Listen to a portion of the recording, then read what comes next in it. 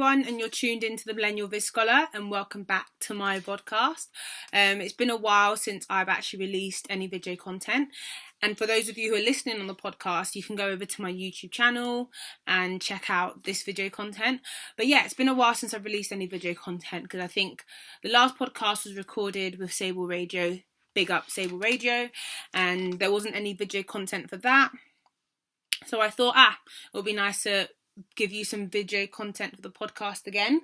And I've been super busy, so I've not had a chance to do anything for a while. So I thought, let me do something now, especially given the current climate situation we're under at the moment. Unless you've been living under a rock, most of you should be aware of the current pandemic, the coronavirus, which even feels weird saying. I don't like to say it because I feel like I've just heard this word a bit too much, but yeah, that's what's currently happening, and it's actually caused quite a panic and quite a stir, and everything I hear and read and see every day is about the coronavirus. I'm not going to speak too much about the coronavirus because I don't think I should speak on things I don't know that much about, and the coronavirus is one of them.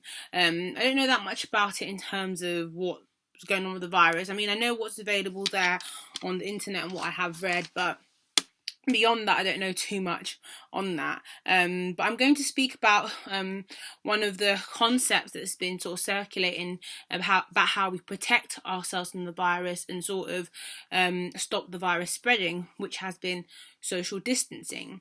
Hopefully people have heard about this, but if not, we're going to really get into that in this conversation and in this discussion.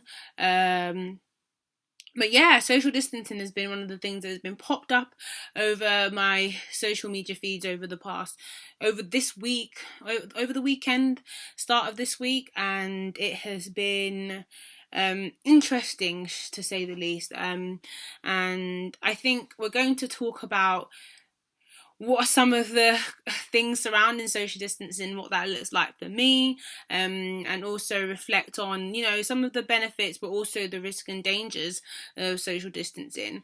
But I would love to hear your thoughts, so please share with me your thoughts on social distancing and what that looks like for you.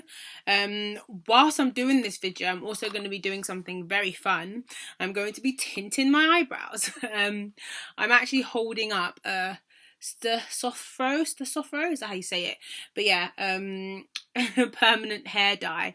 So I don't recommend that anyone uses permanent hair dye to tint their eyebrows, but I like to take risks, so I'm going to do it anyway. And I know people who've told me that they've tinted their eyebrows using permanent hair dye, and so I thought, why not try? The reason I thought to do this, actually, first of all, was because I started getting my eyelashes done from my eyelash lady Natalie at Eye Candy. If you're based in Leeds, check her out. She's amazing. She's been really great. So great that I feel like I'm getting addicted to getting my lashes done. I currently need some infills. But yeah, so I've been getting my eyelashes done, and since I've been getting my eyelashes done, I've actually noticed that my eyebrows have been quite bare. So what I thought to myself, I was like, why not tint it? And many of you are probably thinking, I should probably have let Natalie do it, and I probably will once I mess it up, but I thought, you know what, why not give it a try with some spare dye that I had sitting at home. I initially thought about maybe potentially doing a hair video, as my hair is currently in its natural state. It was wash day yesterday, and I don't like using a blow dryer because I'm lazy and I just don't like having too much heat on my hair, so I let it air dry. But one of the annoying things about that is the amount of shrinkage, and it then requires me to put a lot of energy and time into sorting it out, and I just could not be bothered today. So I'll show you me doing my eyebrows instead, and then that hair video will be coming to you soon. So yeah, let's get into conversation. So yeah, social distancing, what is it? Well, given that this virus is spreading really quickly, a lot of the measures that countries have been taking, I think I've seen it mainly from my the Americans on my feed. So I know that it's something that's been discussed very much in American media and American circles, is this idea of people keeping away from each other. A lot of people have been tweeting about it and talking about social distancing, and Justin Trudeau, the president of Canada, no, Prime Minister of Canada, has tweeted about it, and he's said that given the definition about social distancing is that we need to limit the number of people you come into contact with, maintaining a distance of 2 meters, 6 feet from other people, avoiding non-essential travel outside your home, and taking steps to limit the spread of COVID-19. I think it's important to sort of highlight for myself, when this virus and this pandemic first started, I thought, and to some extent still do think, but I don't know to what extent that's really important, that it was well, I'm a conspiracy theorist, so I was thinking, oh my gosh, where has this come from? How is it? What are they trying to distract us from? And all these things. Not thinking that it wasn't true, but that the focus on it was trying to take focus from elsewhere. But I think it's important that I highlight, like, regardless of whether it's a conspiracy theory or whatever, it is really affecting people and having an impact, a negative impact on people's lives, whether that be from people who are actually feeling the symptoms or people who are isolated, and also people who are not able to get medical assistance, for example, people with tentative migration statuses and those seeking refugee and asylum, and that aren't able to go to our NHS because of the current state of the hostile environment. And I know there's some elderly people who are being affected, and mothers who are being affected because they can't get stuff in store because people are panic buying and showing the immorality of capitalism. It is really affecting people's life and having an impact on people's lives. So regardless of whether I think it's oh no, I shouldn't use that. Regardless of whether I think it's a conspiracy or not, it is important to highlight, like, the impact it's having on people is negative, and I think I've got to recognise that. I myself have not been, and not still, I am not very scared of this virus and coming in contact with it, although I have found out in the past few days that I am categorised as being high risk due to several things.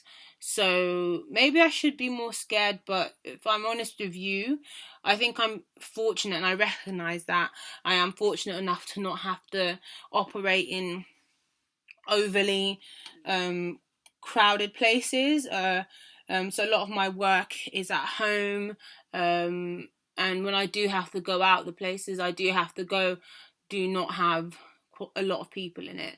So yes, I'm fortunate, and I think by recognising that I am fortunate, it's also important that I recognise that not everyone is in a position like me where they can't be scared of this virus, and I do understand and respect some people's fear. So with this whole social distancing idea of people not going out and limiting their social contact, although I have some reservations to it, I do understand why it's important. But we also need to talk about the dangers of social distancing, because during a time like this where the virus itself, at the start of it, generated a lot of hate, like a lot of the things in the past decade have done. It felt like we went from talking about Brexit and having this sort of anti or this xenophobic sentiment always in our media, to then talking about coronavirus. And at the start of it, a lot of the negativity was very anti people from an Asian background, especially people who were Chinese, Japanese, Korean, and all that, because people were saying that they were, or accusing them of spreading the virus. I know I saw several things online of the way people treating these people not being very nice. When I was in Budapest, actually, in January, someone said to me that I shouldn't go near any Chinese people. And I just remember thinking, like, for goodness sake, how, like, narrow-minded. But yeah, that has actually been the way people have been treating this virus, or what people were treating the virus at the start. I think now that it's become more of a global pandemic, I haven't seen that much. But just because I haven't seen that much doesn't mean that it's not necessarily there. I do very much believe if it is still there, that's true. But I haven't necessarily myself noticed that much. But I've not been on social media that much either, to be fair. That I've not noticed that much talk around it just being sort of towards Asians, but having spoken to some of my friends who work in university settings, I know that some of the Asian students in university settings are being negatively impacted by this, because people are still being very racist and prejudiced towards them. So yeah, it I don't remember, I lost my train of thought, but anyway, as I was saying, it was it hasn't been that. It's been another one of those things to cause fear and feel a sort of a form of hate in our society. So when we then talk about social distancing, I guess my issue is like, we as humans are very social people, and once you start telling people to distance themselves socially, how much of this is then going to lead to people becoming not only isolated, which itself has, negative impact on mental health, but, not being very kind towards one another, or being very considerate towards other peoples in society. Like, a lot of things are being closed down, rightly or wrongly so, wherever your view is. The reality is that these things being closed down are still impacting people and their jobs and, sick pay and all of that. And that's the conversations that are being had by our government. I'm not sure where I stand on all these things, as I hear so many different things, and I would like to become more informed. And as much as I'm trying to do research, I just keep hearing conflicting information regarding this. And so right now I'm in a place where I'm like, okay, I'm not as opinionated towards what I think the government should or shouldn't be doing. I'm just hoping that, there are more effective measures put into place. But back to social distancing, this is one of the measures that is being trying to put into place. But from what I read there, with all, the definition that Justin Trudeau, for example, was given, the other definitions I've read and other articles I've read about it, it seems that people are talking about physical distancing, not social distancing. And yeah, people might be like, it's a semantic of words, but Ben Carrington tweeted something that came up on my phone this morning, and I thought it was really important. As sociologists, it's really risky to sort of like keep promoting this idea of social distancing. And when we as a society do need people and need each other. And I think one of the things that has actually arisen since this whole talk about social distancing, a lot of people have gotten in contact with me to ask me if I am self-isolating, because they think I should be high risk, and have been offering to get things for me should I need it, have told me not to sort of like go out of my way to try and go shopping or get things done, and offering to do things for me. And this has been quite nice, because again, like, it reminds you, like, our human nature, and hopefully it is human nature, is to care for one another and be there for one another. And I'm seeing that a lot of things are, a lot of charities and a lot of community groups are arising to help people who aren't able to get access to food or certain resources, or can't get out because they're isolated.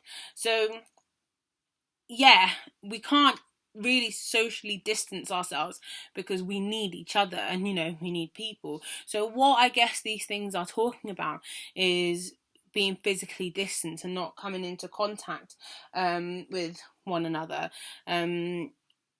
And it's also important to say, like, social distancing would be very unfortunate for society, because people are saying, and again, all of this is based on what people are saying, and I would love to be more informed on this, so do let me know. But if social distancing is being used as a measure, like, at what point does it end? At what point does it stop? People are being told to isolate themselves for 7 days, 10 days, 14 days. Like, what is it, and what is the set time that this social distancing is going to end? I saw an article saying that this social distancing might last for up to a year, and I can't do social distancing for a year. I am a social creature. I'm looking forward to the summer. I have been looking forward to the summer, and I need this summer more than ever. I've got a Yam Carnival ticket, and I would like that to still be happening. And I would like to go to other festivals and socialize with people this summer. So yeah, I'm not actually buzzing if this social distancing stuff is going to last beyond even Easter weekend. I would like it to end. But then again, I'm not an expert, and I recognise that there are a lot of people working on ways to sort of control this virus and the spread of this virus. But what is the reality that we can distance ourselves for that long, and how long can we really distance ourselves for? Another aspect of this, obviously, social distancing, is how people maintain a good mental health while keeping themselves socially distant. And actually, I'm going to stop using the socially distant, because I don't think that's what it is. I think it's physical distance. Whilst we're physically distancing ourselves, how long can we maintain that for? And if using myself as an example, I have my issues with anxiety, and one of the ways that I deal with my anxiety is to be active. So going to the gym is really helpful. Being out and about, socializing with friends, have all proven really helpful for me to deal with my anxiety. And yeah, I'm being told I can work out from home, which yes, I do anyway, but I still enjoy going to the gym. There's equipment at the gym that I don't have in my house. There's things I like to do at the gym that I can't necessarily do at home. And whilst I can make adaptations to make sure that I'm still healthy and keeping my body and mind healthy at home, there's going to come a point where I need to go out, and I want to go out. Like, I still have hospital appointments, and I'm not stopping myself going to them. I still need to go to the shop. I know other people have offered, but these are things that sometimes I like to do myself. And maybe this period of time will teach me a lot about myself, that I do struggle to let go of a lot of things and sometimes just let people help me, because I'm so used to helping myself. So maybe that is something I need to learn whilst maintaining this physical distance from people. But yeah, I wonder if people have any ideas or tips for how to, maintain this physical distance in order to, stop the spread of this virus, but also be sane, but also be able to socialise. I know people are saying Skype call and whatever, but depending on how extroverted you are, like myself, sometimes you need to be around people, and sometimes being around people is just helpful. So yeah, if anyone has any advice, or people who are talking, are having these thoughts or reflections, or thinking about what their physical distancing looks like, or if you are participating in social distancing and keeping yourself away from society and people, how is that working for you, and what does it look like? Please share, and share your thoughts on this idea of social distancing, because I know a lot of people are in favour for it and it's important, but I do think sometimes how we use words are also important, and I think I would prefer people were not, throwing around social distancing, because that just feels like such a negative connotation, and we're maybe utilising the word or the term physical distancing more, because essentially that's what we're being asked to do, physically distance ourselves. Although we're being asked not to socialise, there's still other ways we can socialise other than going to, crowded places. We can still socialise by going to Skype parties. Should I start hosting that? That's an idea there. But yeah, we can still socialise with people in other ways. For example, by, like caring for people and, you know, delivering them food packages or care packages and things like that, which are all forms of socializing. So yeah, that's my 2 pence on it. But whilst I've been here, I think I might have successfully dyed my eyebrows. It might be too black, but I might put another coat on it and see what it looks like. But I think they've turned out pretty good since the start of me waffling. They were light, but now they seem darker. But yeah, whilst I wait for my eyebrows to finish, I might end up overdoing them because I don't actually have the instructions that came in the box. So I don't know how long you leave it on for, but I should probably start taking it off soon. But whilst I wait for that to set in and finish, I think one of the other things I wanted to talk about is sometimes social distancing is important from certain people anyway. I think the past week for me has been quite a challenging week, and sometimes in order to find my peace, it has been good to sort of be away from people, or certain people, should I say, who sort of disrupt that peace. And sometimes people socially distance themselves from me because I'm not their cup of tea, and that's completely fine. And I think it's important that if we are becoming socially distant from people, is to maintain and find that peace, not because we're going through panic because of a pandemic, because the reality is once this is all over and done, we still all have to live with each other and function as society. So the reality is, if we are going to distance ourselves from people, it should be in order to find our peace, in a social way. But in a physical way, you know, let's minimize contact so we can minimize the spread of this virus, but continue to care and love one another, or distance ourselves from one another when we're ruining that peace. I don't necessarily think I'm ready to delve into what a crazy week it has been for me, and it's been very turbulent. But I need to find the words to talk about how what some of the reasons that have led me to socially distance myself from certain people in order to maintain that peace, because I think at the moment all the words I have to talk about it are still with some hurt and anger, and I would like to get past the point where I'm hurt and where I'm no longer held angry about it. Then I can, you know, find the right words, because I might come back and be like, you know what, I was in the wrong and I need to work on how I, you know, deal with issues with people, which I still do. But I'm talking about in terms of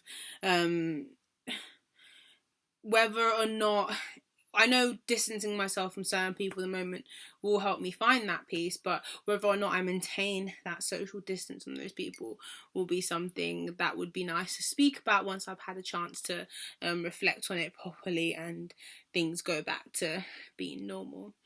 But in the meantime, I do hope that this virus isn't panicking people too much and people aren't too scared. I'm a great believer in what's meant to be is meant to be, and whilst that may not work for some people, and I completely understand, because sometimes that phrase itself is a rubbish phrase when you're going through some. I am a great believer in that. If something's meant to happen, it will happen. But that being said, I think it's important that we all do take the appropriate measures to try and think about other people during this time. I know it can be easy to think about ourselves, our family and our loved ones when it feels like everyone's dying, but I think it's important now more than ever that we don't become selfish, and, you know, we maybe listen, and, you know, not maybe, but we do listen to some of the advice that's being given regarding maintaining a physical distance, so that we protect others. Because one of the things that has been spoken about and I've seen is that some people may not be feeling the symptoms of it, but it doesn't mean that the next person who gets it or catches it from you isn't going to feel the symptoms. So I think we need to think about each other during this period of time, and panicking only leads us to think about ourselves. And I might be on the other end where not panicking is still only leading me to think about myself more often than not.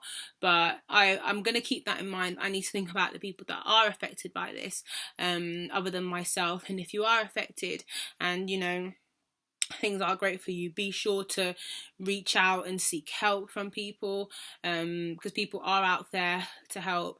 And if you're not dealing with this, again, think about other people and how we can help other people.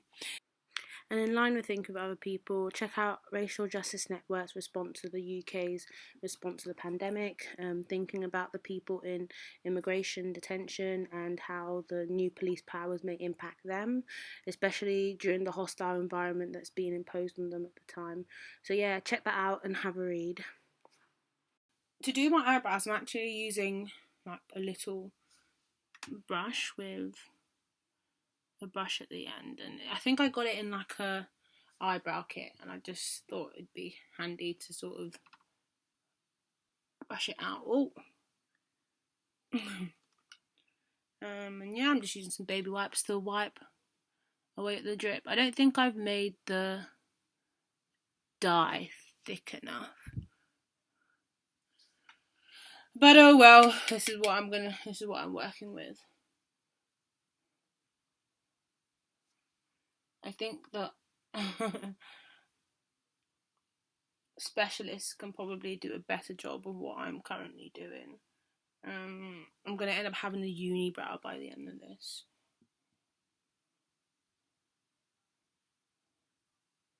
But yeah, wish me luck. Well, I don't know if my eyebrows have gotten significantly darker. I don't remember what they looked like at the start. But what I am going to do is I think I'm going to add some more dye on it, because the dye doesn't seem to have caused me any irritation or stained my skin. So I'm going to add some more dye, and then I'm going to give you a picture of the finished result. So you've been listening to the Millennial Viscola, and thank you very much. Tuku pamoja.